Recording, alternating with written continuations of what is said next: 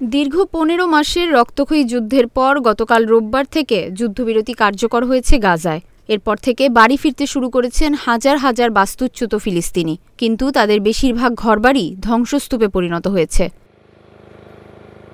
গাজা শহর থেকে পালিয়ে জাবালিয়ায় আশ্রয় নেয়া ৪৩ বছর বয়সী রানা মোহসেন বার্তা সংস্থা এএফপিকে বলেন, আমরা প্রায় ১৬ মাস ধরে এই মুহূর্তটির জন্য অপেক্ষা করছিলাম। এই আনন্দ ভাষায় প্রকাশ করার মতো নয়। অবশেষে আমরা বাড়ি ফিরতে পেরেছি। নিজের বাড়ির ধ্বংসস্তূপ থেকে ভাঙা ইটের টুকরো হাতে নিয়ে আবেগাপ্লুত গলায় ৩ সন্তানের জননী রানা মোহসেন বলেন, এখানে কোনো বাড়ি নেই, শুধু ধ্বংসস্তূপ আর ধ্বংসস্তূপ। তবু এটাই আমাদের বাড়ি। আমরা তবু তো ঘরে ফিরতে পেরেছি।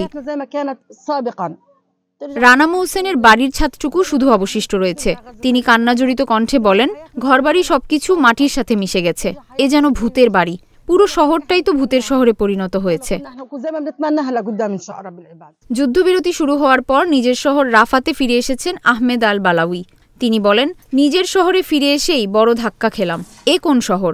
চারদিকে গলিত মৃতদেহ, হাড়গোড়, ভবনের ধ্বংসস্তূপ আর ধ্বংসস্তূপ। গাজার স্বাস্থ্য মন্ত্রণালয় ফিরে আসা ফিলিস্তিনিদের উদ্দেশ্যে বলেছে, পচা গলা মরদেহ থেকে দূরে থাকুন। কর্তৃপক্ষ মরদেহগুলো সরিয়ে নেবে।